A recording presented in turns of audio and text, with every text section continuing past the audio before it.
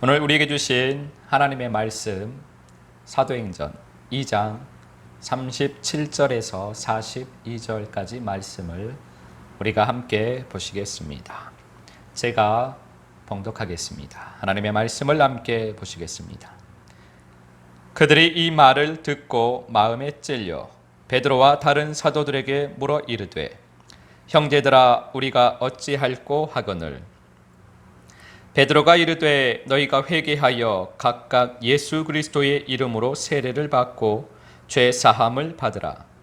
그리하면 성령의 선물을 받으리니 이 약속은 너희와 너희 자녀와 모든 먼데 사람 곧 주 우리 하나님이 얼마든지 부르시는 자들에게 하신 것이라 하고 또 여러 말로 확증하며 권하여 이르되 너희가 이 패역한 세대에서 구원을 받으라 하니 그 말을 받은 사도 사람들은 세례를 받음에 이 날에 신도의 수가 3천이나 더하더라. 그들이 사도의 가르침을 받아 서로 교제하고 떡을 떼며 오로지 기도하기를 힘쓰니라. 아멘.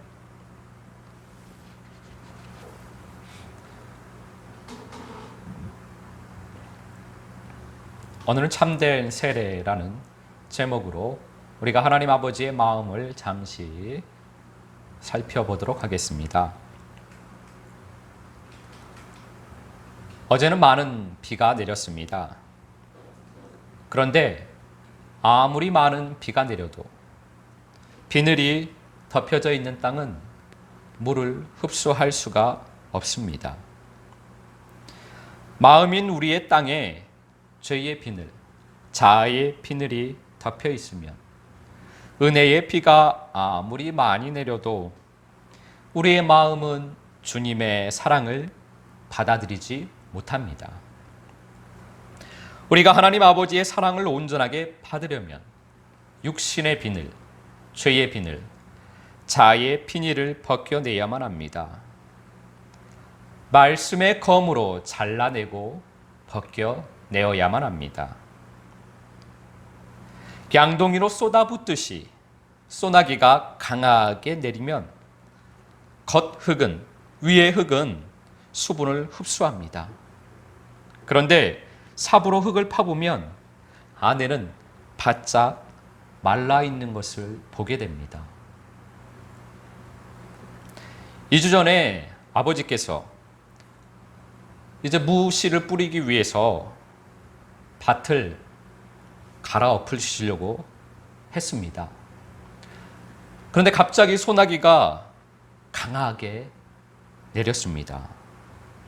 그래서 옷도 다 젖으시고 흙이 튀어서 신발과 바지가 다 젖어버렸습니다.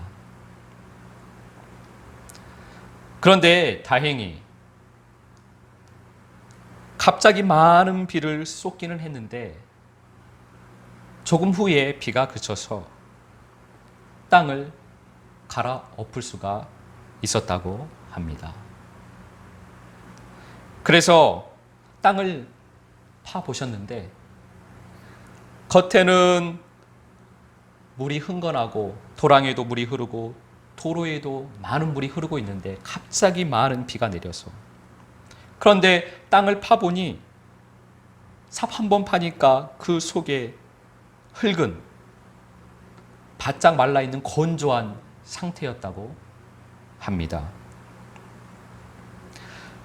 속에는 물을 전혀 흡수하지 못한 것입니다. 겉에만 물이 다 흘러버린 것입니다. 땅속 깊은 곳까지 물이 흡수되려면 한꺼번에 많은 양의 비가 내리는 것보다 적은 양이라도 며칠씩 계속 쉬지 않고 비가 내려야만 합니다. 그럴 때 땅속 깊이까지 물이 스며들 수가 있는 것입니다. 우리의 마음의 땅에 어둠의 비늘이 덮여 있으면 주님의 사랑의 비를 흡수하지를 못합니다. 그래서 우리는 이 어둠의 비닐을 빨리 벗겨내야만 합니다. 말씀의 검으로 그 비닐을 다 벗겨내야만 합니다. 그런데 말씀의 검으로 이 우리의 마음 속에 있는 어둠의 비닐을 다 걷어내었다고 하여서 그것으로 다 되어지는 것은 아닙니다. 매일 매 순간순간 쉬지 않고 사랑의 비를 흡수해야만 하는 것입니다. 쉬지 않고 기도를 해야만 합니다. 그것이 바로 말씀 기도입니다. 말씀 기도를 쉬지 않고 해야만 합니다. 일주일에 2번, 3번 교회에 와서 1시간 사랑의 물을 들이붓는다고 해서 우리의 마음의 땅이 사랑의 피로, 사랑의 물로, 생명의 물로 젖어들 수 있는 것은 아닙니다. 우리의 겉마음만 젖지 우리의 속에는 전혀 말씀의 물이, 생명의 물이 적셔지지 못합니다. 잠깐은 시원할 수 있습니다. 그러나 겉에만 흡수된 그 물은 금방 말라버립니다. 요한복음 13장 8절, 10절 말씀 우리가 함께 보시겠습니다.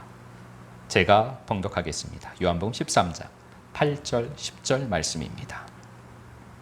베드로가 이르되 내 발을 절대로 씻지 못하시리이다.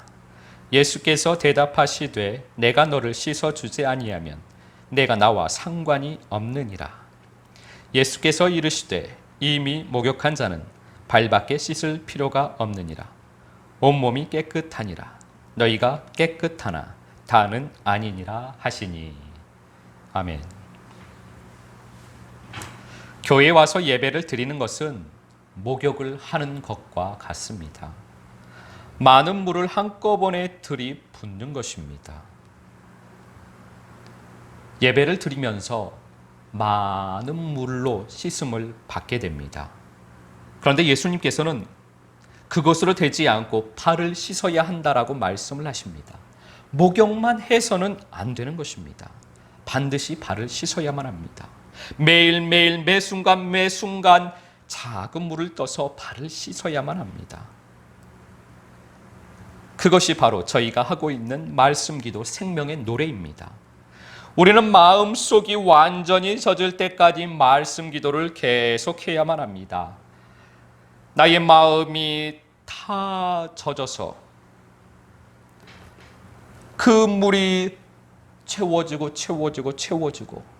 더 이상 물이 젖을 땅이 없으면 땅이 이제 뱉어내는 것입니다. 물이 흘러나오기 시작하는 것입니다. 그렇게 물이 흘러나올 때까지 생명의 노래를 불러야만 합니다. 한꺼번에 많이 들이붓는 물로는 아무리 많은 양을 부어도 우리의 마음이 젖지 않습니다.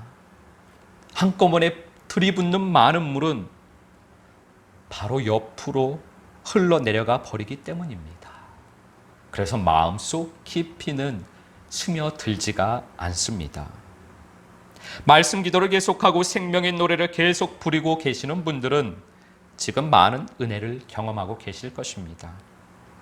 그러나 예배 한 번 드리고 설교 한 번 듣고 많은 은혜를 받았다고 하시는 분들은 아마도 간신히 믿음을 유지하고 계실 것입니다.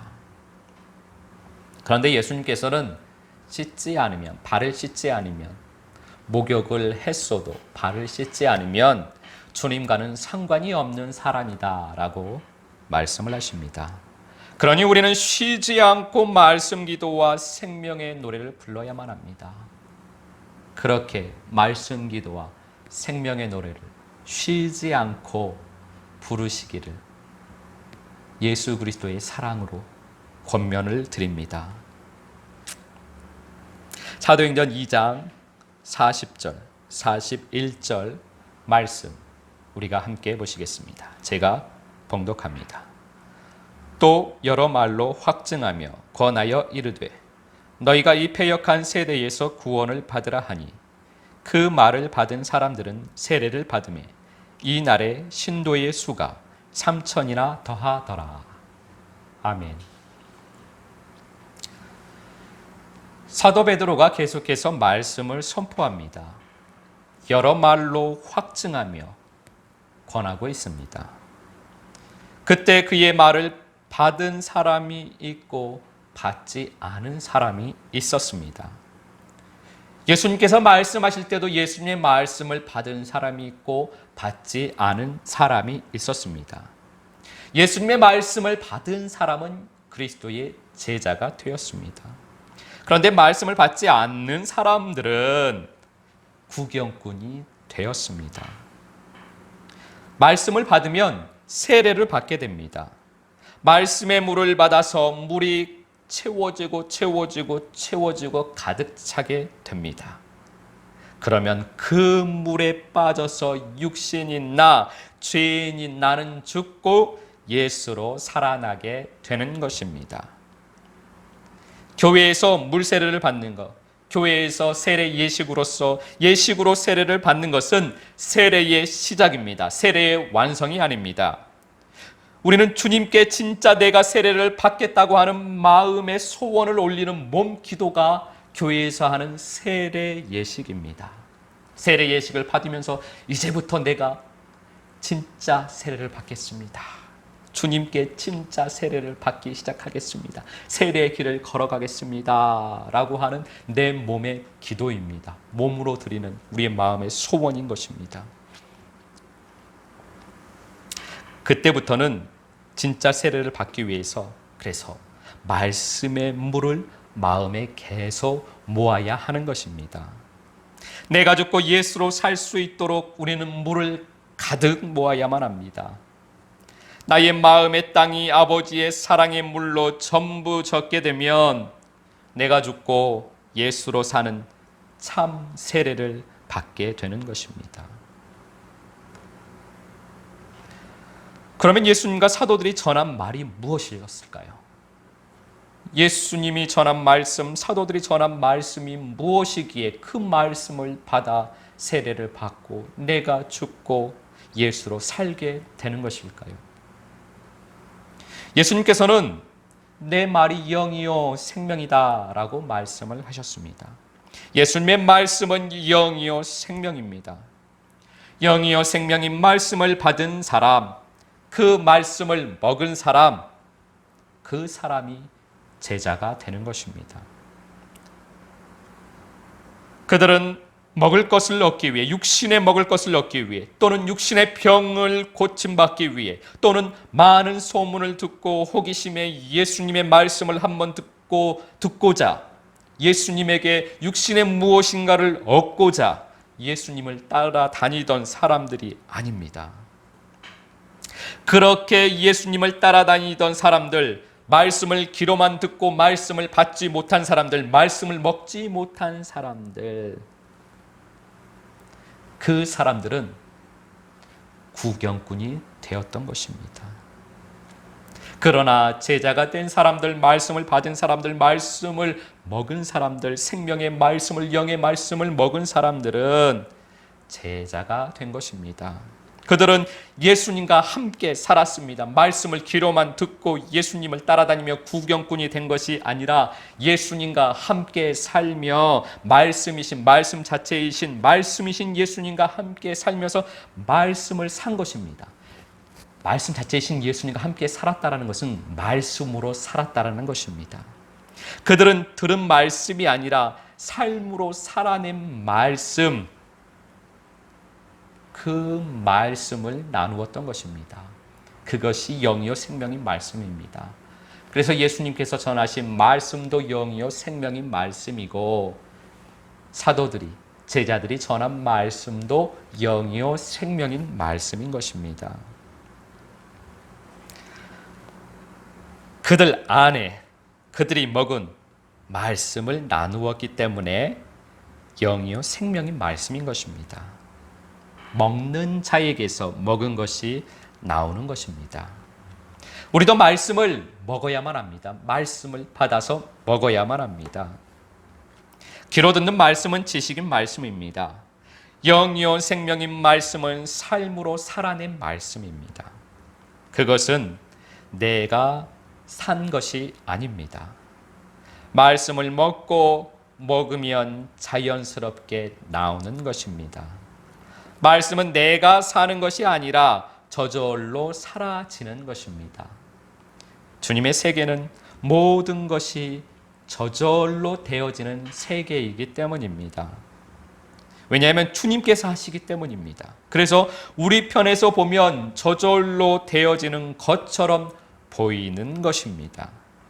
우리가 말씀을 먹고 믿음의 수고를 하면 저절로 삶으로 사라지게 됩니다. 그 말씀이 영이요 생명으로 나누어지는 것입니다. 그 말씀을 받은 사람이 또한 영이요 생명인 말씀으로 세례를 받고 영과 생명인 말씀을 다시 나누게 되는 것입니다. 물은 이렇게 순환을 합니다. 마음의 땅에 떨어진 말씀은 생명이 되어 흐르게 되어 있습니다. 그러면 또 다른 마음의 땅에 사랑의 비로 내려지게 됩니다. 그 땅에 또 다른 땅에 떨어진 생명의 물은 채워져서 때가 되면 다시 다른 땅으로 흐르게 되는 것입니다. 이렇게 물은 끊임없이 흐르게 됩니다. 그래서 우리는 물을 채워야만 하는 것입니다. 말씀의 물이 채워진 만큼 생명으로 사라지게 됩니다. 내가 말씀의 물을 다 채워서 그 후에 말씀으로 사라지는 것이 아니라 내가 말씀으로 채워진 만큼 그만큼 말씀이 사라지게 되어 있습니다. 그래서 우리는 말씀 기도와 생명의 노래를 끊임없이 불러야 합니다. 그렇게 할 때 패역한 세대에서 구원을 받을 수 있는 것입니다. 패역한 세대는 언제일까요? 패역한 세대는 신앙 안에서 살아가는 사람들을 향해서 말씀하시는 것입니다. 저 세상 사람들을 향한 주님의 마음이 아닙니다. 주님의 모든 말씀은 신앙 안에 있는 하나님의 백성들에게 하시는 말씀이기 때문입니다. 주님을 모르고 주님을 떠나서 주님을 믿지 않는, 주님을 부인하는 저 세상에 사는 사람들이 패역한 세대가 아니고 주님을 믿는다고 하고 있는 우리들 안에 패역한 세대가 있다는 것입니다. 그래서 전체적으로 보면 항상 우리는 항상 패역한 세대입니다. 주님을 향한 우리 사람들은 항상 패역을 행하기 때문입니다. 구약의 이스라엘 백성들을 비롯해서 지금까지 우리의 모든 신앙인들은 패역한 세대입니다. 그 패역한 세대 중에 신실한 하나님의 자녀들이 살고 있는 것입니다. 그런데 우리는 이 말씀을 우리 개인 한 사람 한 사람에게 하시는 말씀으로 또한 보아야만 합니다. 우리는 마음의 천국을 만드는 사람들입니다. 마음의 하나님의 나라를 우리는 만들어야만 합니다. 그런데 우리는 원래 육신의 나라, 어둠의 나라입니다. 그러니 우리는 패역한 세대를 살고 있는 것입니다. 우리의 마음의 천국이 이루어지지 않으면 우리는 패역한 세대를 계속 살고 있는 것입니다. 우리는 어서 빨리 패역한 세대에서 구원을 받아야만 합니다. 그것은 우리의 마음에 하나님의 나라를 세우는 일입니다. 그러면 우리는 천국을 살게 됩니다. 마음에 하나님의 나라가 세워진 만큼 천국을 이 땅에서도 살게 됩니다. 천국은 우리의 육신의 목숨이 끊어지고 아버지 앞에 갔을 때 그곳에서 사는 천국의 삶만이 천국의 삶이 아닌 것입니다. 우리는 이 땅에서도 천국을 살아야만 합니다. 내가 마음 안에 천국을 세운 만큼 우리는 이 땅에서도 천국을 살게 됩니다. 그렇게 살아가는 것이 천국의 향기가 되는 삶입니다. 그것이 바로 주님께서 말씀하시는 그리스도의 향기요 그리스도의 몸인 삶인 것입니다. 한 주간도 참된 세례를 받고 마음에 천국을 이루며 천국을 살게 되시기를 예수 그리스도 이름으로 축복합니다.